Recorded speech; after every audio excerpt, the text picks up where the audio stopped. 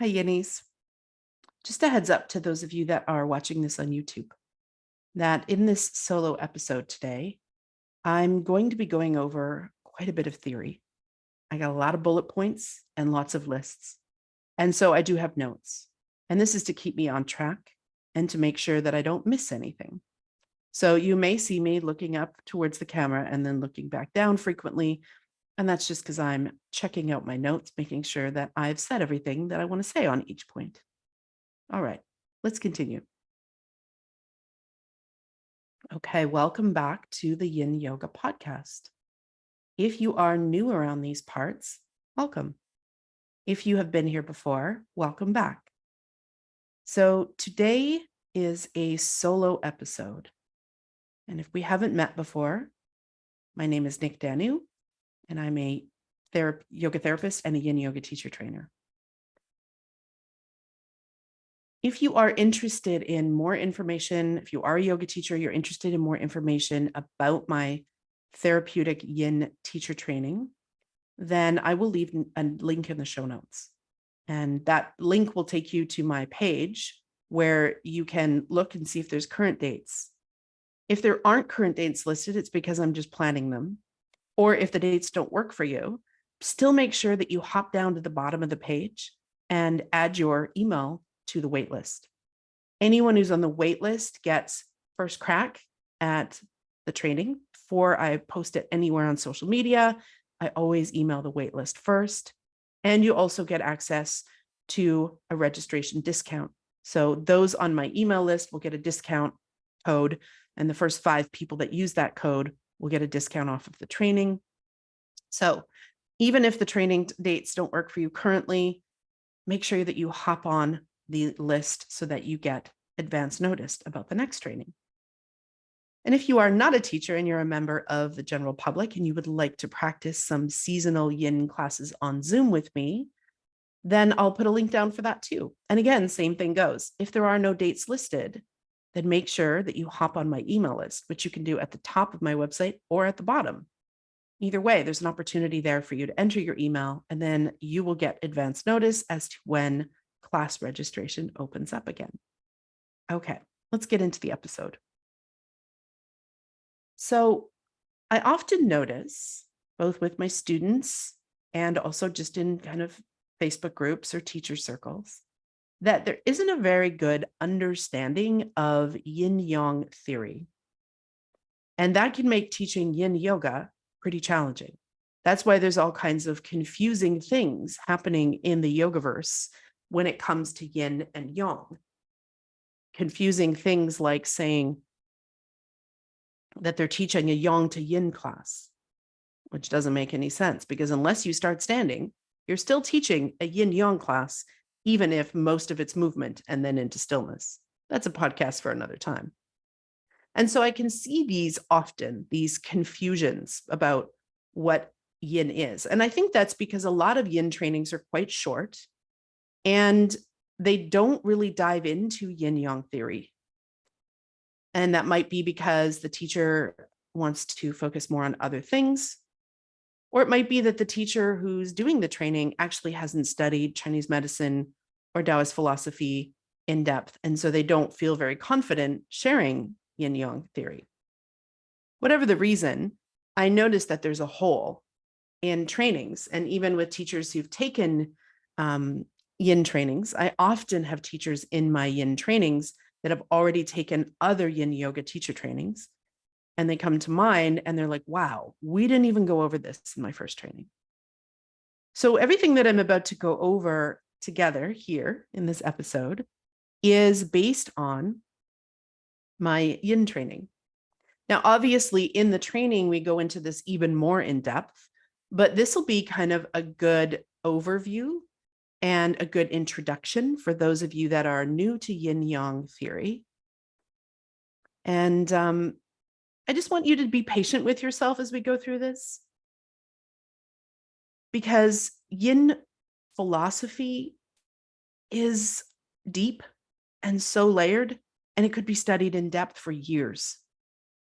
And in fact, many of the traditional medicine, Chinese medicine doctors, or TCM from here on, that I know and acupuncturists have told me that no matter how many years they've been practicing and treating people, and no matter how much new information they learn, all the roots go back to yin and yang theory, and that they are constantly discovering new layers and depths of this philosophy. So even those who have been practicing and studying this theory for many years are always getting new ahas. So this is intended as a brief overview or introduction to this for people who are new to this information. But if you are more confused after this, please know that's totally normal. This information for many Western brains is hard to wrap our heads around. Because as Westerners, we tend to like things in black and white, pun intended. We like lists of right and wrong, yes and no, this or that. And so this philosophy can be a little difficult to grasp, especially for those of you that have a tendency towards black and white thinking and have difficulty embracing the gray. So we are going to go over some of this information as lists of opposites, because that's how our Western minds will be able to begin at least to wrap our heads around this. But eventually we have to let these lists go because they are beginner or immature. And as we let them go, we'll be able to embrace more of the depth and the beauty of this philosophy. But we have to start somewhere. All right, Yin-Yang Theory. The yin-yang symbol, which most of you are probably familiar with, it is a circle that is, split into two teardrops, one being black and one being white. The yin-yang symbol, sometimes in lay terms, people refer to it as the Tai Chi symbol, has so much meaning beyond a faded tattoo, a symbol on a t-shirt or a sticker or a surfboard, or an homage to a 1980s martial arts movie. The Yin-Yang theory and symbol comes from Taoism. And the symbol represents the philosophical tradition of Chinese origin that emphasizes living in harmony with the Tao, or the way. The symbol represents the sunny and the shady side of a mountain. The Tao is a fundamental idea in Taoism. However, the Tao denotes the principle that is the source, the pattern, and the substance of everything that exists. Yin and Yang are also foundational in traditional Chinese medicine, or TCM. The roots of Taoism are believed to go back to at least the 4th century BCE. Early Taoists drew its philosophical ideas from the school of Yin-Yang Naturalists and was influenced by one of the oldest texts in Chinese culture, the I Ching, which is a philosophical system about how to keep human behavior in harmony with the cycles of nature. I want to pause for a moment and just talk about the word harmony, because often in the Yogaverse, I will hear people using the word harmony and balance as if they are synonyms, as in harmony, AKA balance, or harmony and balance are the same thing, but they're not. And the reason that we use the word harmony in Taoism and traditional Chinese medicine and not balance, if we're being skillful, is because there is, although to the Western brain, a subtle difference, it's a big difference. Well, let me explain. If you think about balance and old-fashioned scales, the kind where, there's a pillar up the middle and there's chains and two little trays, so you would be weighing one thing against another. If that scale is in balance, it is still. There is no movement. There is no change. There's no shifting. There's no growth. It is just still and stagnant. That is balance. Harmony, however, is always moving and in flux and responsive to what is going on around it. This will become a little bit more clear as we go through our Yin-Yang theory. But I just wanted to pick apart these words because call it a personal pet peeve, but I often see even folks in yin circles who have trainings using the word balance and harmony as interchangeable, and they are not interchangeable. Okay.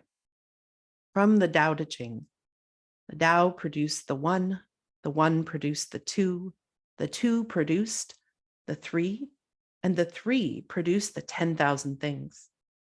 The 10,000 things carry the yin and embrace the yang. Through the blending of qi, they achieve harmony.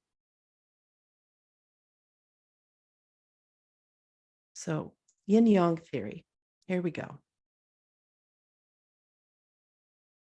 The one produced the two, yin and yang. Yin-Yang theory can be summarized by that symbol that we were just talking about, the Chinese Taoist symbol, the yin-yang symbol. The symbol is a metaphor. It's circular in nature, which represents the whole, but the symbol is also sectioned into two harmonious parts that create that whole.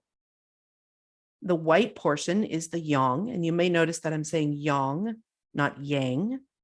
This is how it is pronounced. It is pronounced yang. And the black portion is yin. The interaction of yin and yang create the qi. And qi is the potential for an action within a thing. And the process of a thing, and is in the thing itself. And that's confusing, but in-depth qi might be an episode for a future podcast. Yin and yang are opposites, but not in the way that we think of in the Western brain. Yin and yang are opposites, but they're also one. Say what? I know this sounds like a contradiction, but the opposition is because it is relative. So since something can never be only yin or only yang unless you're relating it to its to its opposite. So you need each of those to define the other. Let me explain. You cannot know what darkness is unless you're comparing it to light. You cannot know what a sunset is if you don't know what a sunrise is. You do not know nighttime if you do not know daytime. You cannot know the earth without knowing the sky. So in this way, you cannot know what yin is unless you're comparing it to yang. And you cannot know what yang is unless you're comparing it to yin. Yin and yang are interdependent. Yin and yang are always in a state of flux and are interdependent on each other. And it's the harmony of yin and yang that is ideal.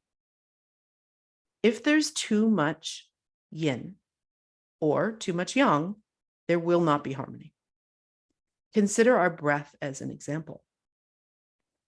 Without an exhale, there will be no inhale.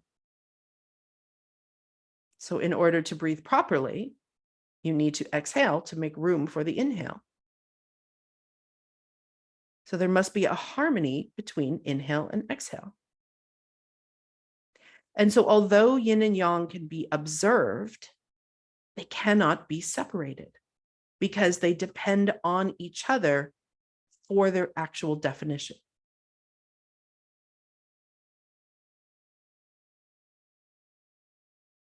So it can only be said that something is yin by nature by comparing it to something that is yang, and vice versa.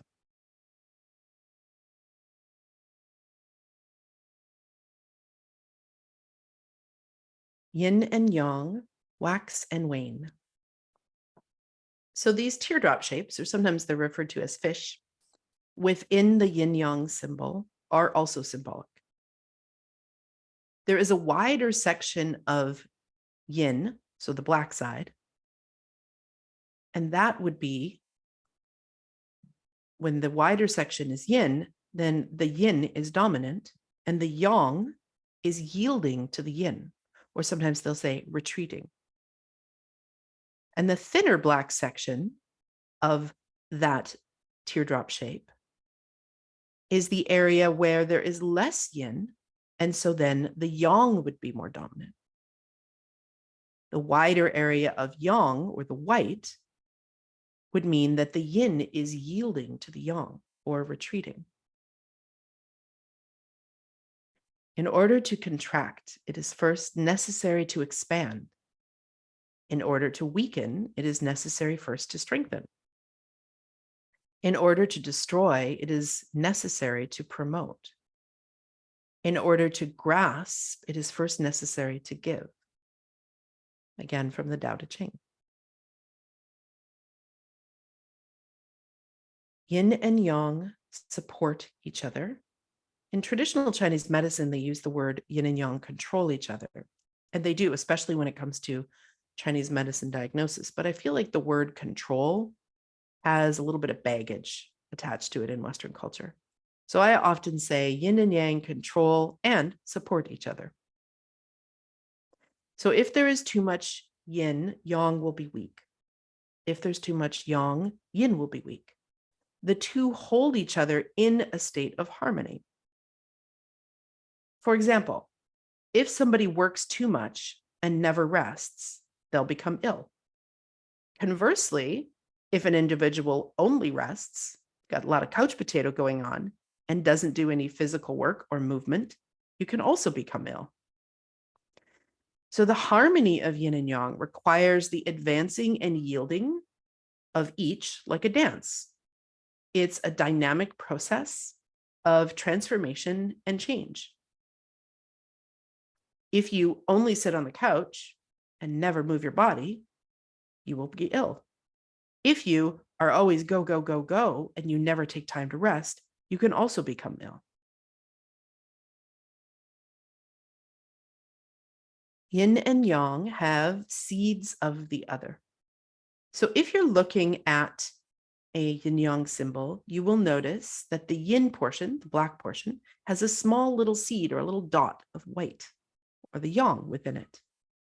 And that the yang portion has a small seed or a little dot of the black within it. This serves as a reminder that there is nothing that is 100% yin or 100% yang. Yin and yang transform into each other. So it's also worth noting that yin and yang portions flow into each other in this harmonious relationship.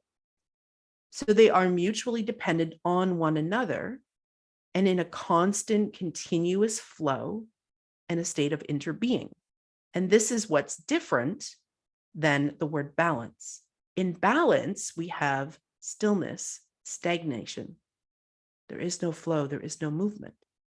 Whereas if we're thinking about harmony, there's a continuous ebb and flow of yielding and advancing, and they are completely interdependent on each other.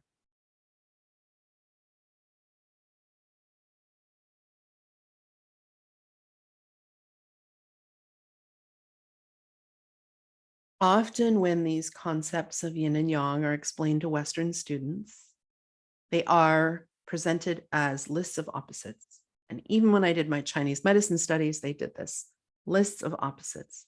And this is because this is helpful for us in the beginning to begin to wrap our head around a concept that isn't as familiar. So we learn these in lists of opposites, and this can be super useful in the beginning. But as your studies and understanding of yin and yang grow, then we want to eventually let that list of opposites go and move away from this black and white thinking to be able to explore the complexity and beauty and depth of this philosophy. So although I'm presenting these as lists of opposites, remember that as I talk about yin qualities, nothing is 100% yin or 100% yang. So even these lists of opposites, although helpful as ideas and concepts, could be picked apart and are not 100% true. So what would be some common yin qualities to help us to kind of wrap our heads around this? Dark, quiet, yielding, being more introverted, introception. If you're not familiar with that word, I'll give a very brief definition. We'll do maybe a whole episode on that later. But introception is an awareness of what is happening inside of you. Inward, still, earth, water, the moon, decrease, night, winter and fall, heavy, downward, passive, cold. So those are some general yin-like qualities. Let's talk about yin as it relates to our body.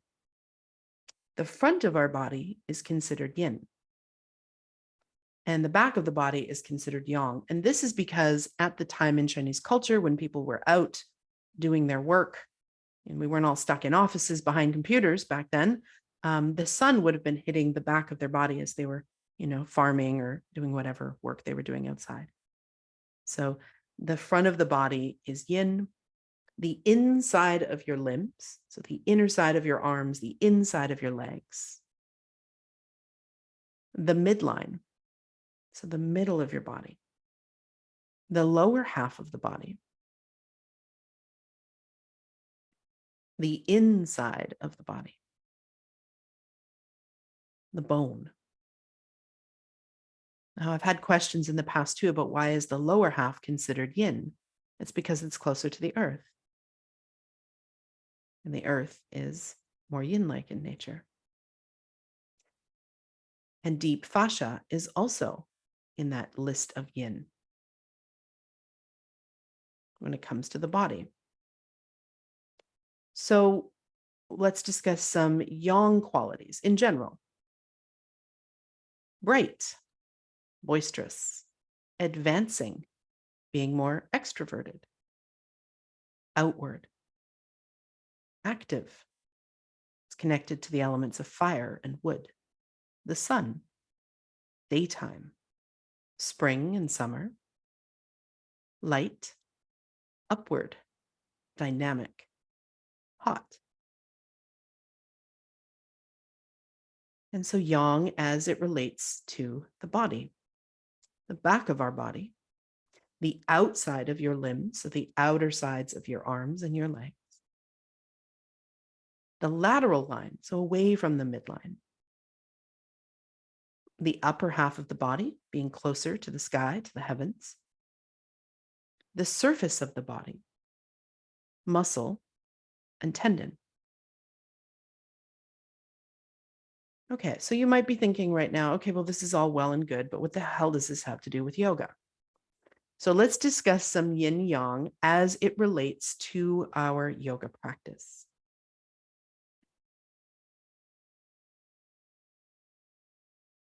So since yin and yang are always in a state of flux and they're interdependent on each other, the harmony of yin and yang is ideal.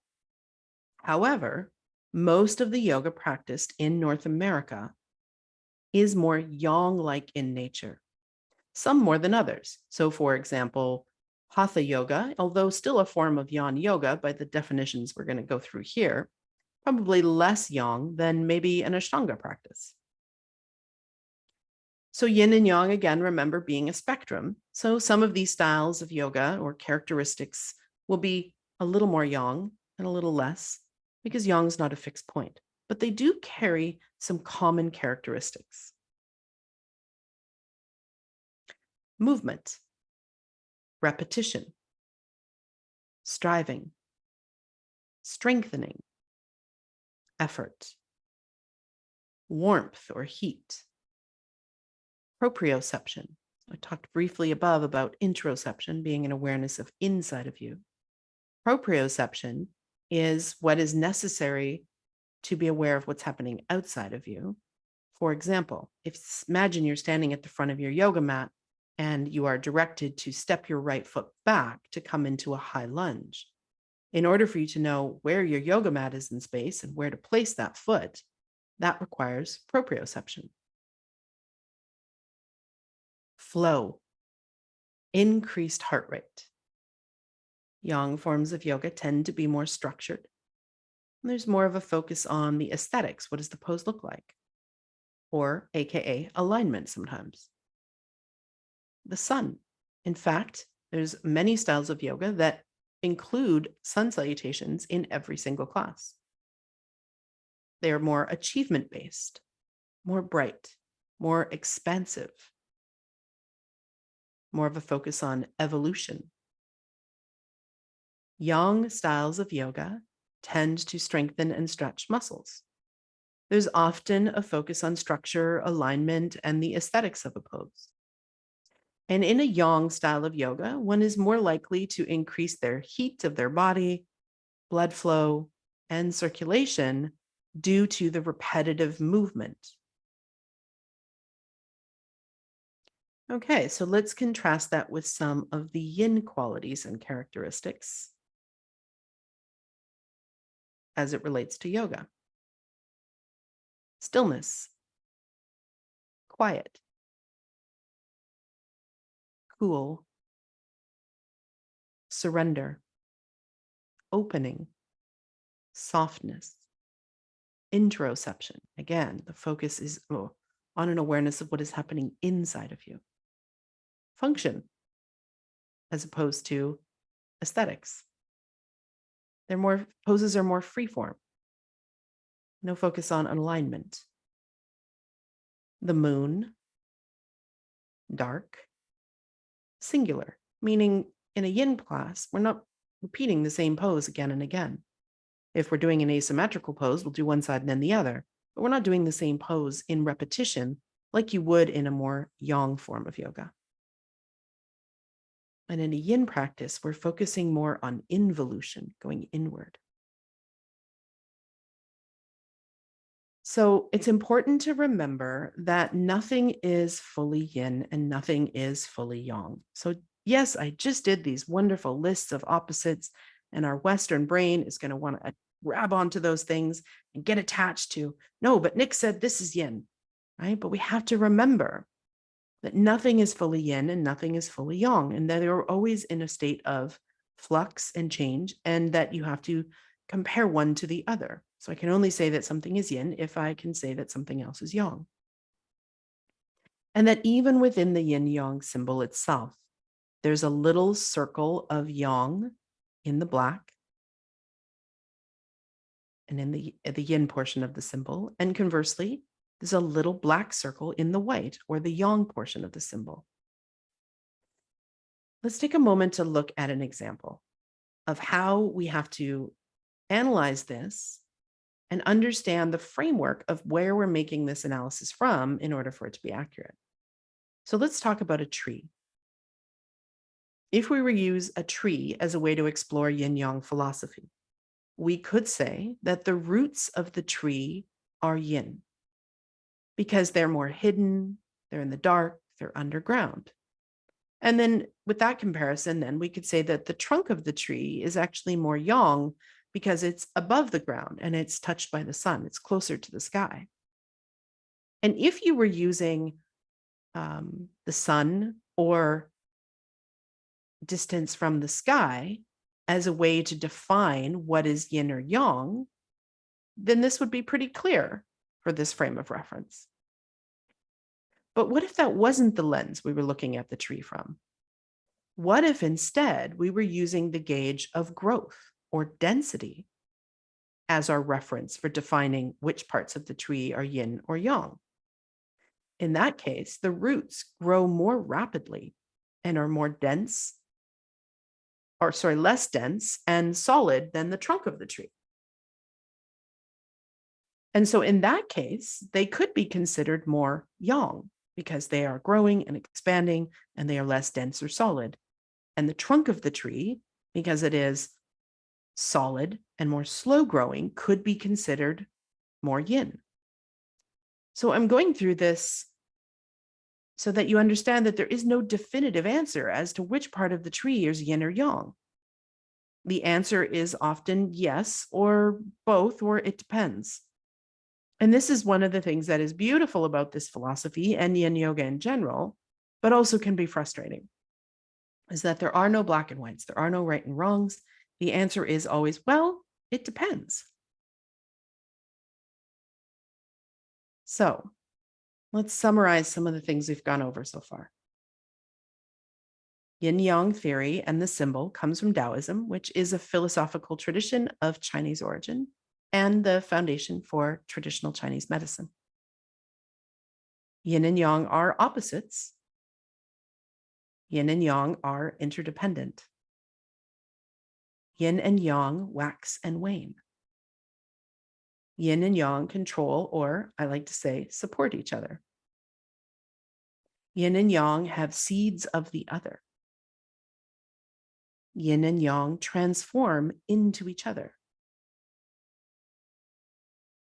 So since nothing is wholly 100% yin or wholly 100% yang, they are always in the process of becoming each other, never existing on their own. They are completely interdependent. Yin and yang are continually moving, ebbing, flowing, yielding, advancing, shifting into each other. So when the question comes up, is this yin or is this yang? The answer is often yes, or it depends. And I realize that this can be frustrating when we're new to these concepts. So just allow space for that. There are, of course, so many more layers of yin-yang philosophy. You could spend your whole life studying this philosophy. There are things like the time of day, the seasons, the elements, and the meridians. When I studied Chinese medicine, foods, herbs, all of these things. And we discuss several of those in my therapeutic yin yoga teacher training. We go over the days, the seasons, the elements, and the meridians, and the organs. All of those are in that training for teachers. So if you are a yoga teacher and you are interested in studying with me, again, I'll leave a link below to my yin training page. And if there's no dates that you can see or you can't make the dates that are currently there, make sure that you join the waitlist at the bottom of the page. Folks on my waitlist get advance notice when registration opens and an early registration discount and a bunch of other free yin yoga goodies in their inbox in between. And if you are interested in attending my seasonal yin yoga classes on Zoom, which are open to teachers and students, I'll also include a link to that in the show notes. I hope that you've enjoyed exploring yin and yang theory with me. If you're finding that you're very confused and maybe even a little frustrated, please know that's normal. I remember when I took my Chinese medicine studies and we were doing our TCM foundations, I think I might have been one of the only, or maybe two of us in the class that when we were exposed to this theory was like, yes, this makes perfect sense. Everybody else was scratching their head and feeling like banging their head into the desk. So if when I went over this, you were like, oh my gosh, I'm so confused, please know that's normal. Yin-Yang theory could be studied for many, many years. And again, we break this apart in more depth in my teacher training. All right, that's it for today. And I'll talk to you in the next episode. Bye for now.